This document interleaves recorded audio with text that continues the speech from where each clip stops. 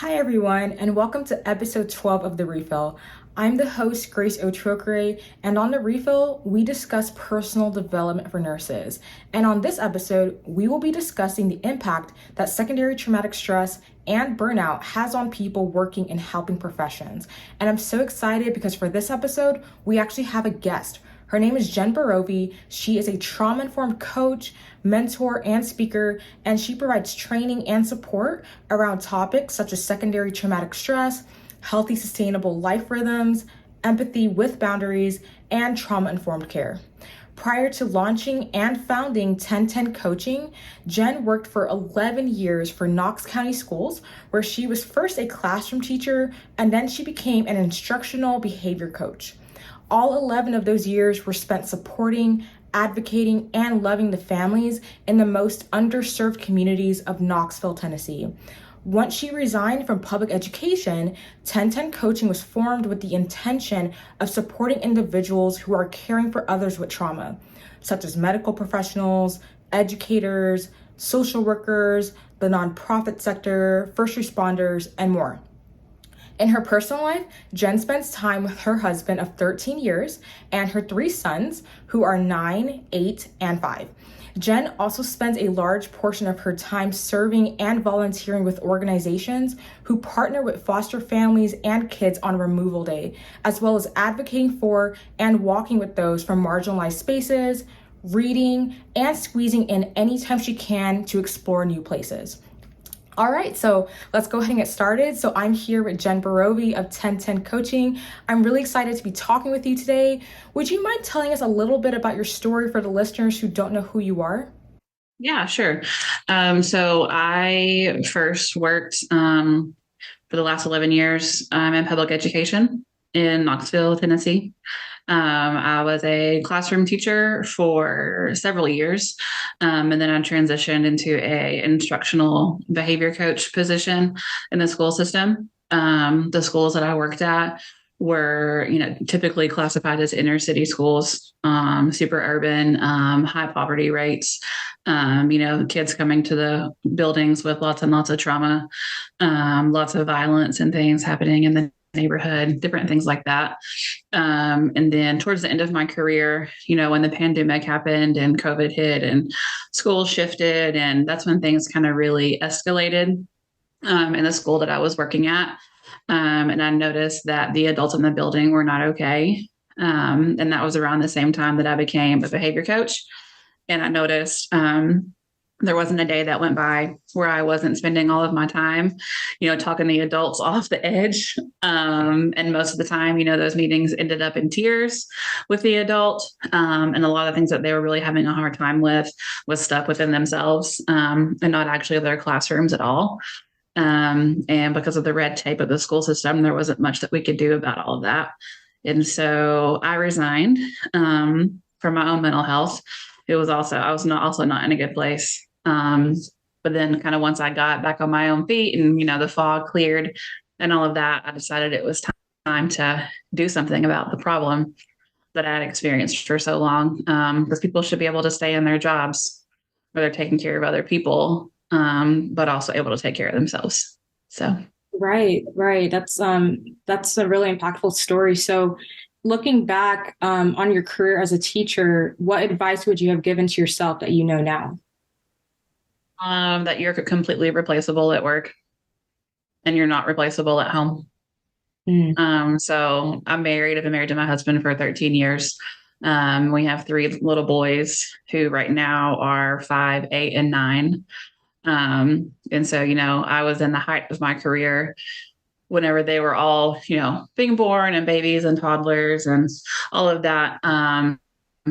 And, I was doing my best at work and also trying to do my best at home, but I wasn't taking care of myself at all. And then finally, I had a good friend who kind of pointed out to me that, ultimately the people at home are suffering more than the people at work. Because by the time you get home, you're on E. And it should really be the other way around. So. Right. So with that being said, what do you do? What do you do in order to plan for your self-care? Like, what do you do to take care of yourself to make sure that you're not on E when you're at home? So I'm real intentional about rest. And I'm not just talking about sleep, so I'm not sure the name of the book that I read. But I learned over the last couple of years, there are actually 7 different types of rest, from the actual physical rest to creative rest, emotional rest, different things like that.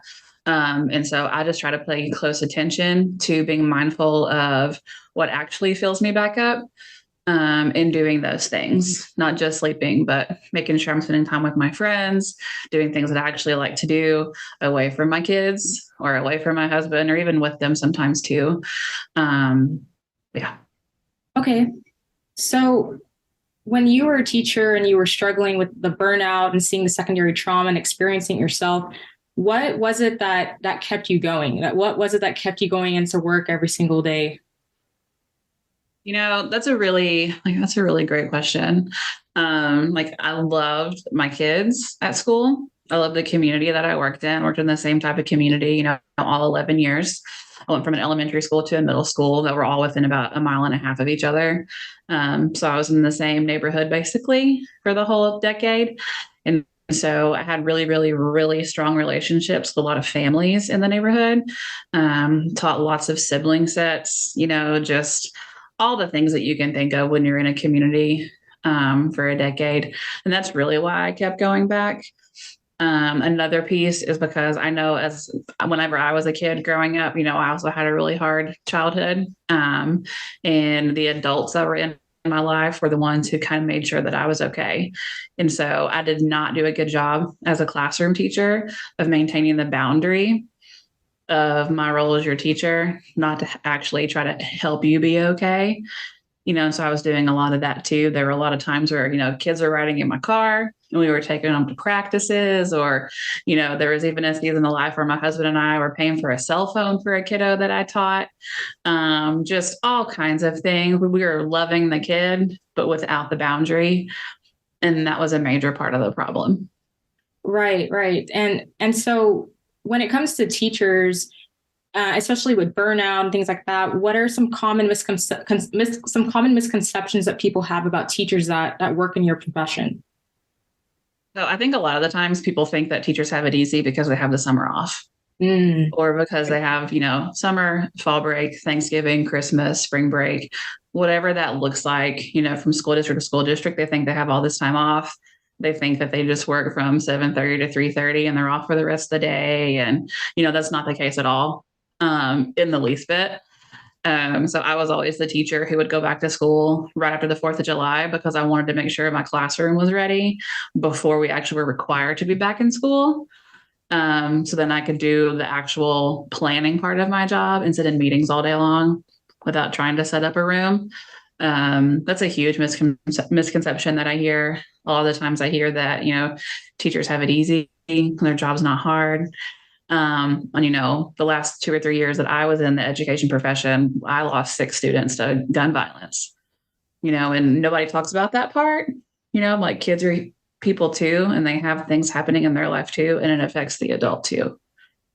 Right. A lot of people don't consider that kids have stuff going on at home as well. And people just think, okay, they just show up to the class and, they learn and that's it. And they go home to a loving family. But that's not always the case at all. A lot of people No. don't really realize that. And that can be the opposite. Yeah. Yeah. So I could tell that you were really passionate about your job as a teacher, but it also in some ways was heartbreaking. So what aspects of it did you like and actually really love about your job, and what aspects did you dislike? That's fun. So you can probably guess, I just really liked being around the kids. Yeah. That's really all it was. I just liked hanging out with them, honestly. And because I was so relational, it made the teaching part easy. Because when you get a really good relationship with a kid, they'll move mountains for you. And so it worked well. I didn't have a lot of behavior issues in my room, which is why I think I was kind of raised up for the behavior coach position, was because on the outside, it looked like I knew how to manage the room, and I did, but it was because I got to know them on a human to human level, but because of all of that, the side that I didn't like about working in education was just all the testing and all the data.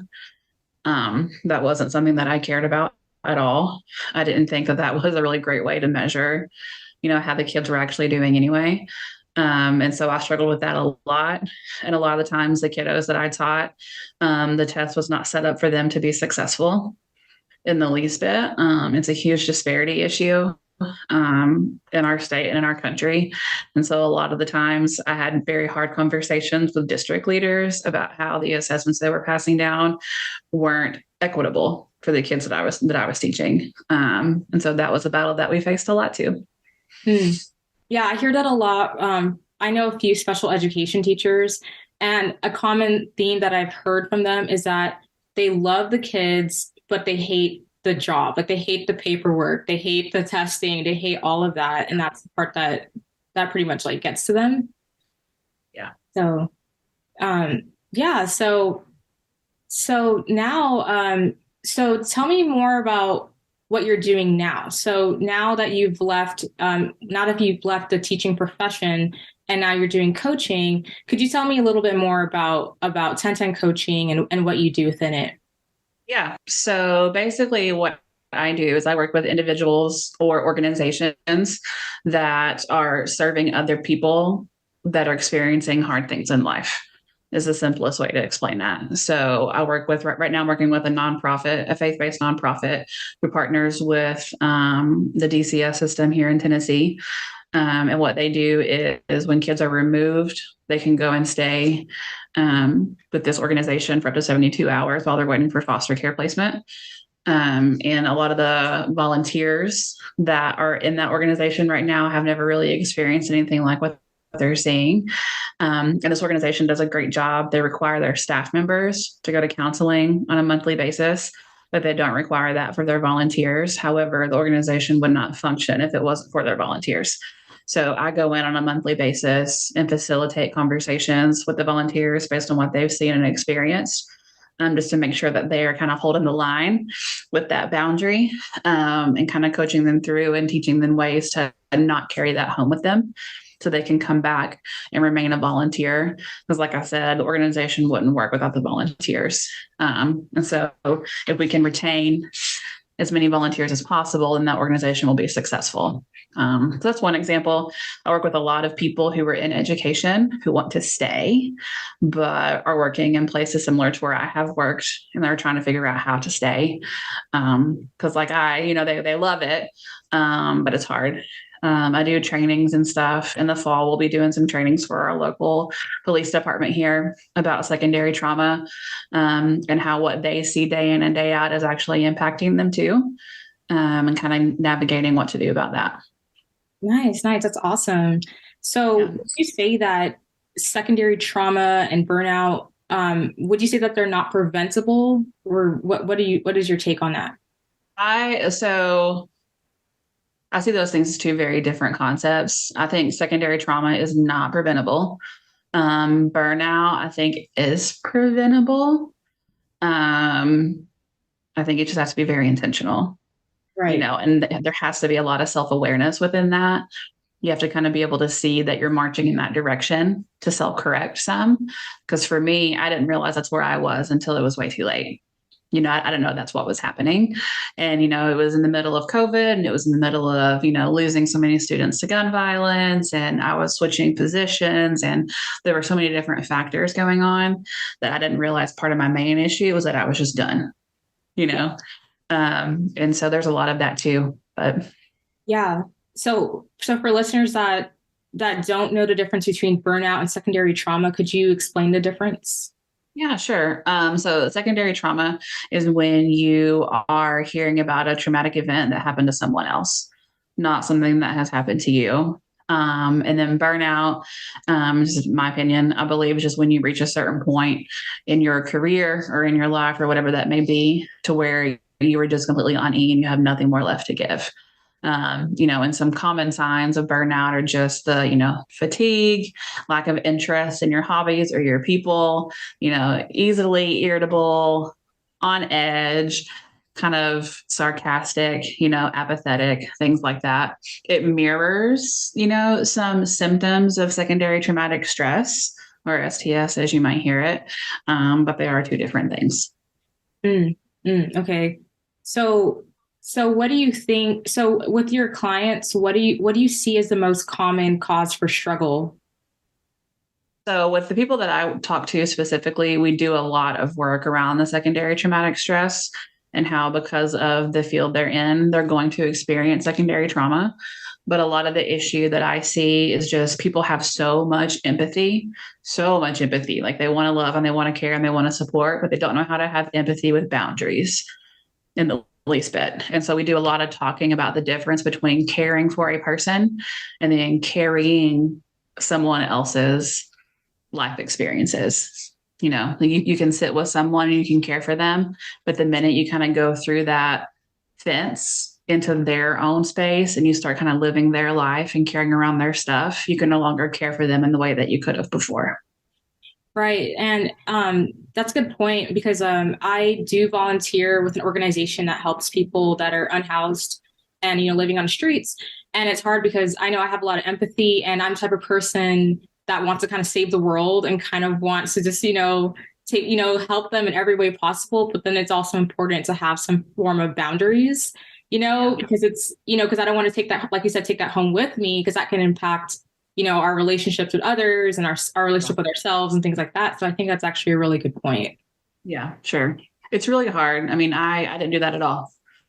In the first 9 years of my career, I didn't do that at all. In the last 2 years that I was in education, and I was intentionally trying to live that way. And it was really hard for me to figure out how to still be the teacher that I was with the kids and try to figure out what the boundary looked like, and I just wasn't sure what that meant. I didn't want to, rub kids the wrong way because they were kids that I was really close with, but I was trying to kind of back up a little bit, and a lot of the kids that I work with struggle with abandonment and struggle with people not showing up for them and they can't count on a lot of people. And so I was trying hard to not be that adult, that they expect everyone to be, but also start putting boundaries in place. So, Right. And I think it's hard, especially if you see someone struggling with something that you struggled with as a child, or that you see that reflection in that. Is that something that you've experienced? oh yeah, 100%. Yep. Yep. I experienced that when I left the elementary school I worked at and went to the middle school. I first went to that middle school in 2018, and I taught sixth grade at the time. And there was a girl who was super challenging, super hard to teach. But after, about 5 or 6 weeks, when she realized that I was who I said I was, and she began to trust me, we had a really great relationship. And the more that we talked, and her grandmother, started confiding in me, I saw a lot of things within her that were kind of mirroring myself. But also at that time I had not started my own personal healing journey. I had not started going to therapy yet or anything like that for my own childhood issues and things that were happening. And so I had to immediately kind of put boundaries in place with her because I could see stuff that I had not healed that was happening in her. And I knew it at that moment, at that time, at least, that wasn't healthy and it wasn't going to be all right. And so I had to kind of back up a little bit with her. Yeah, no, I completely hear that because I'm a pediatric nurse. I've been a pediatric nurse for about 7 years, and I work with children that are medically fragile. And so the interesting thing with that is there's secondary trauma that can come from the parents because the parents have gone through a lot of trauma having a child that is special needs. And so sometimes they take that out on the nurses or anyone that isn't in Yeah. any form of healthy helping profession. And what ways can people in helping professions, such as nurses, doctors, teachers, protect themselves from picking up on that stuff? So hard. I think one of the most common things that I repeat over and over is like, it's almost like the line of responsibility, you know, which is hard because we feel like with our professions, it is our responsibility, but it's not. Like at the end of the day, as an educator, my job is to teach the child something that I'm supposed to teach them.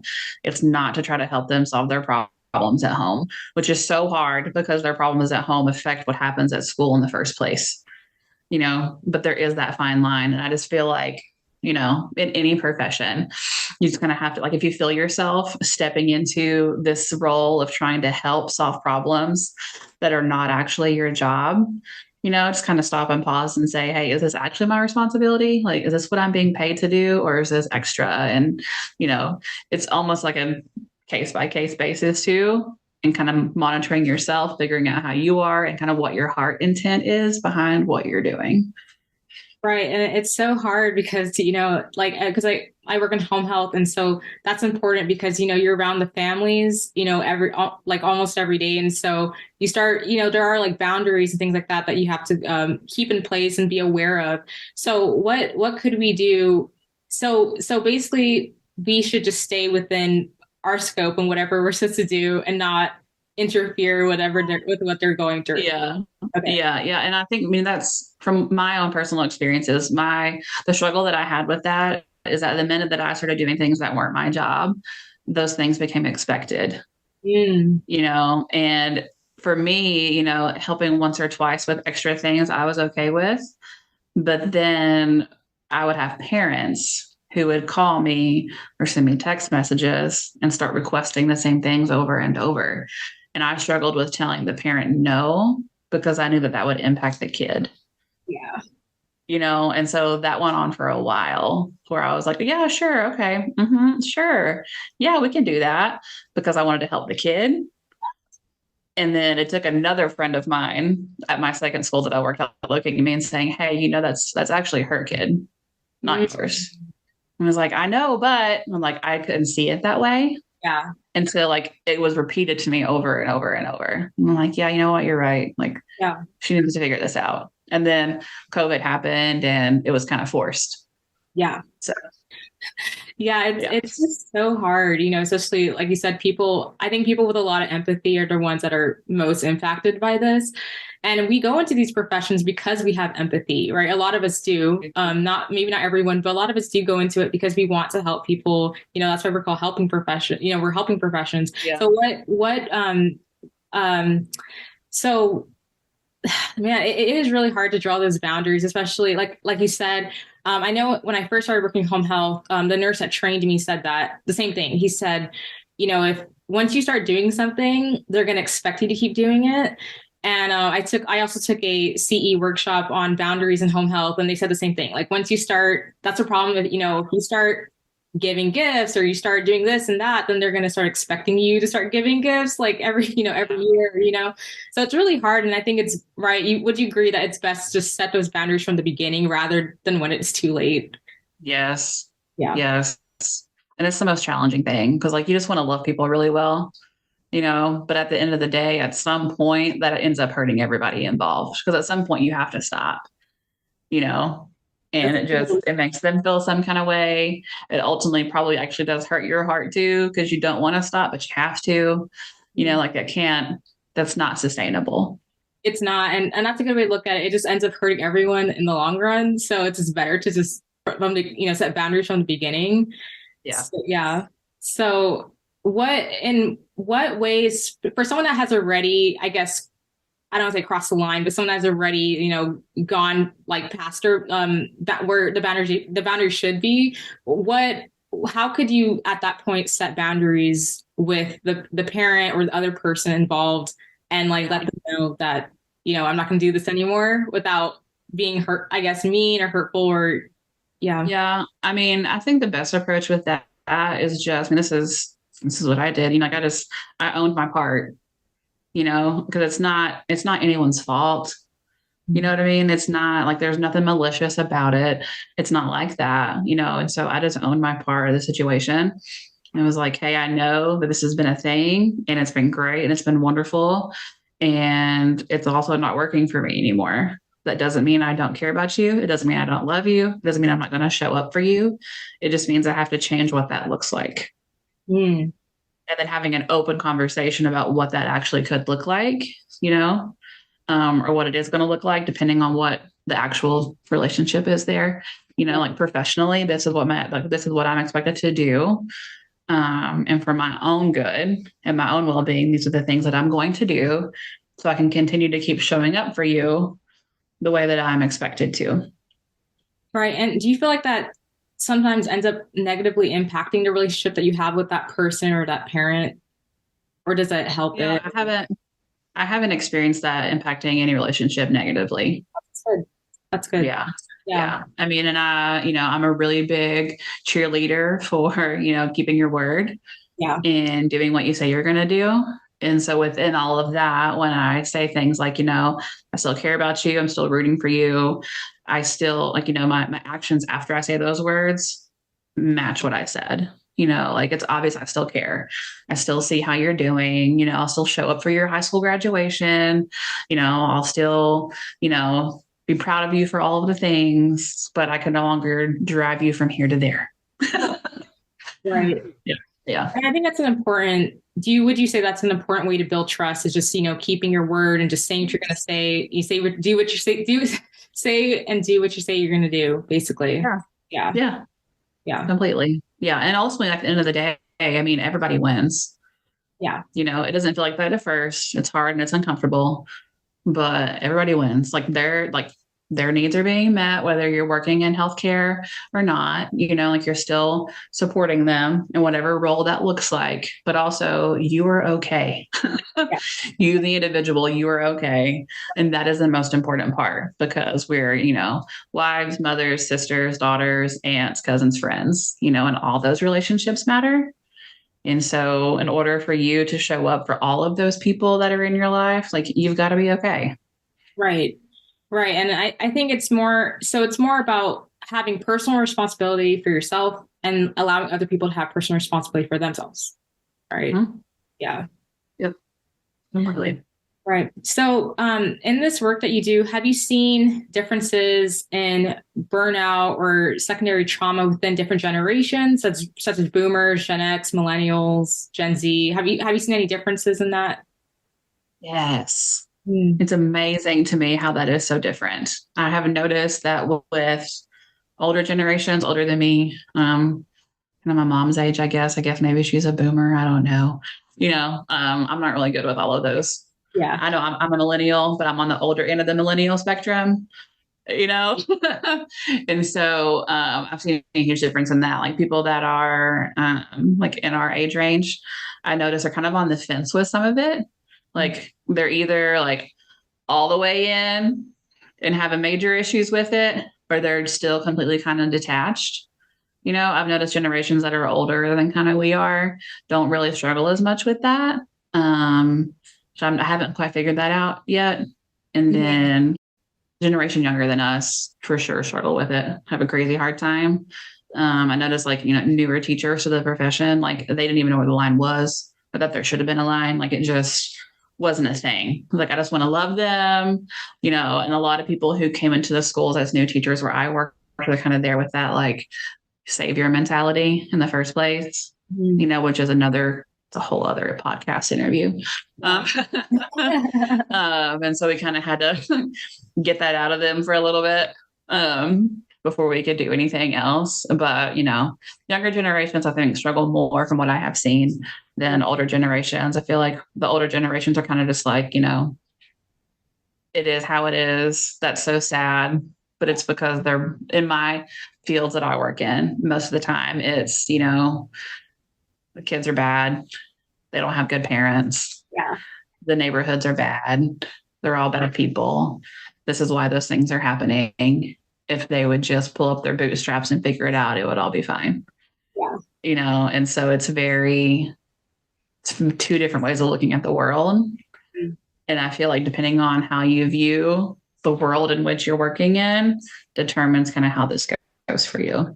Right. It's completely different perspective from different generations. So would you say that the older generation's more, I guess, set in their ways? Maybe they have their own, this is how it is, their own mindset about things that are preconceived and their kids. Yeah. And I don't want to generalize because I know these statements don't describe everyone. Right. And I know that's probably a mix of everything we're talking about in all age groups. And I get that just based on what I have seen, particularly in the last couple of months with the organization that I'm working with. There are a lot of retired volunteers, a lot of retired female volunteers who just want to come in and love kids, because they don't have a lot of other things to do. And they're great women. and they are kind and they are helpful, but they really have a hard time understanding how kiddos end up in the juvenile justice system and how they end up in DCS care and how they end up in this house.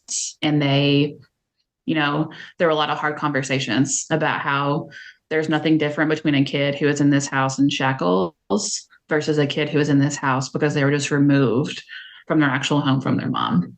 Right. I think kids are kids, whether they are, brought here by a police car or not, and so there was a lot of that going on, and kind of breaking some of those biases and those barriers. I'm like, we're here for the same reason, no matter why the kid is here. So. Right. Because there's a mix of different perspectives within all different generations. Right. I've met older people that I feel like they get it, and then there's some that don't. But then, well, when it comes to the younger generation, what do you think is their reason for having their levels of burnout or secondary trauma? I think some of that is just because they're new, and they're young and they're excited. Yeah. At least from what I have seen in the education field, they're excited to be there. They're full of all the energy still. They haven't been doing it for decades. They're not tired yet, and so they kind of just dive in and they go all in without thinking about what that could do to them down the road because they haven't had to live in that profession for that many years yet. It's all just still so new. And that's a conversation that I would have with the new teachers that were hired in the school was, hey, I know you're excited to be here. I also need you to know that it's really hard. And, I hated being the person to kind of burst the bubble before the kids ever walked into the building. But I was like, I don't want you to be caught off guard. I don't want you to come see me around Labor Day and say, oh my gosh, what's wrong with me? I don't know if I can do this. Because it was always around Labor Day when new teachers to the building were like, I think I'm going to quit. Yeah. I'm like, no, don't quit. It doesn't get easier. I'll tell you that. You just kind of get used to it. And here are some things that we can do to help you out. At least you're honest with them. That's good. So that, yeah, you have to be. Yeah. You don't want to tell them, well, it's going to get way better. And then it doesn't. No, and then it doesn't. Right. It doesn't. No, it gets a lot harder. Well, that's good because then at least now they have a better expectation of what to expect so that when it doesn't get better, they realize, okay, let me just work with what I have to just, work with the resources that I have and do what I can to help prevent myself from getting burnt out and things like that. So that's a good way to look at it.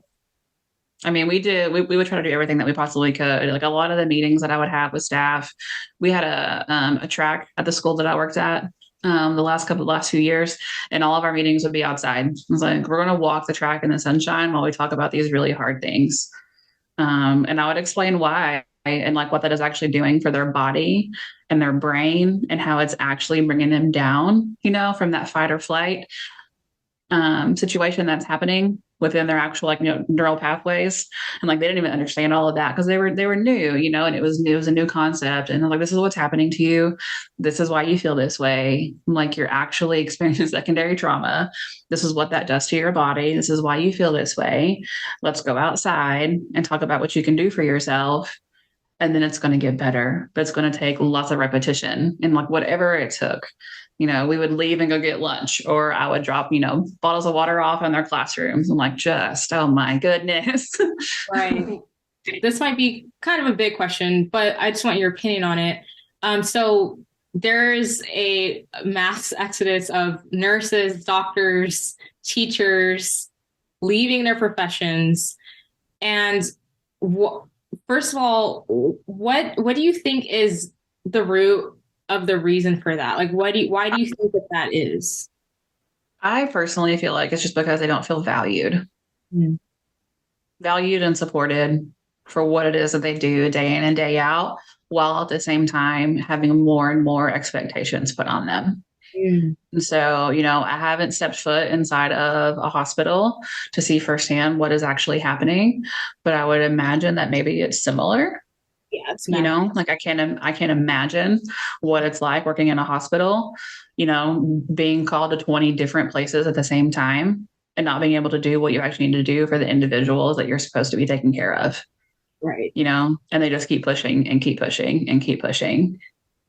Yeah. It's just getting pulled in 20 different directions all day. You have what you need to do, like this is what you need to do, but you can't even get it done because people are just constantly needing you in every direction. And I imagine Yes. in some ways that's kind of how being a teacher is. Is that correct? Yep. Yeah. Definitely.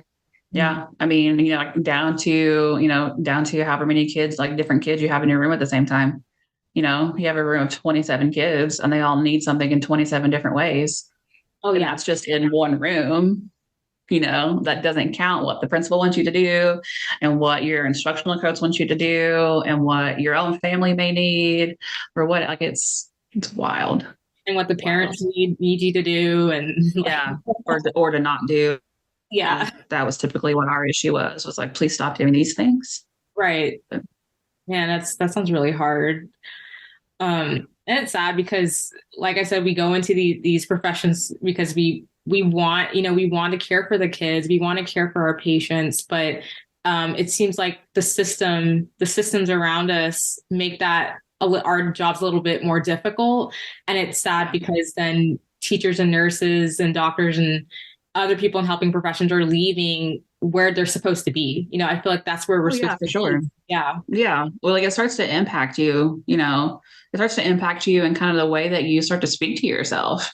Because if you can't do your job, eventually you start feeling like you're not good at your job, which then starts kind of messing with your self-worth and your purpose, which is a whole other issue.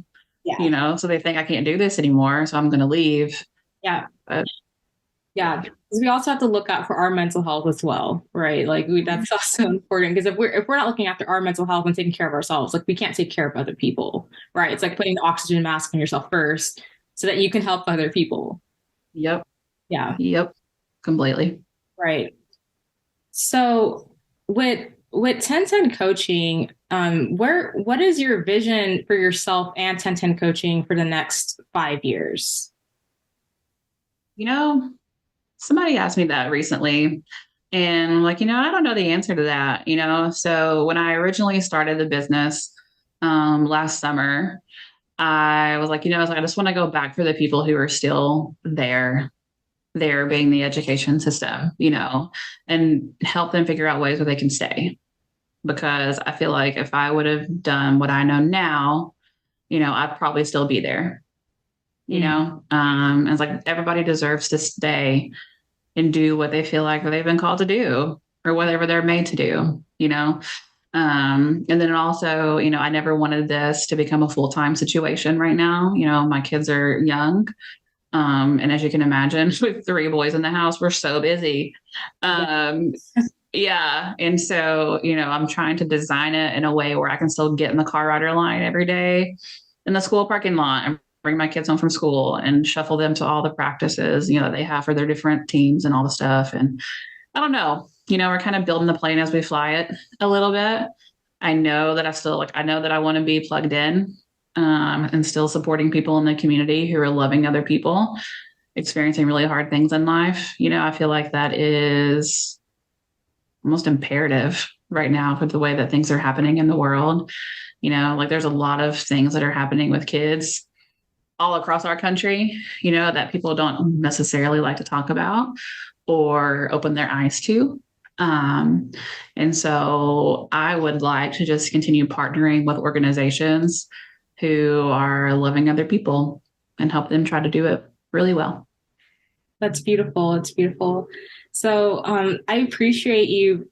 I really genuinely enjoyed this conversation. It was really impactful. It's really helpful to see talking from one helping profession to another, to hear that other perspective, because I think that we kind of get ingrained in, what we're doing, but then we also kind of forget, well, what are teachers dealing with? What are other professions dealing with?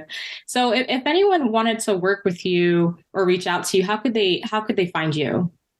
Yeah. So the quickest way to do that is just to go to ten10coaching.com, the website, or on Instagram. There is a Facebook page, but I'm much more active on Instagram. And so it's 1010coaching _. And you can see all those links and stuff too on the website, or you can just email me It's Jenn at 1010coaching.com. Great. Okay. Thank you so much for talking with me, Jenn. Yeah, you betcha.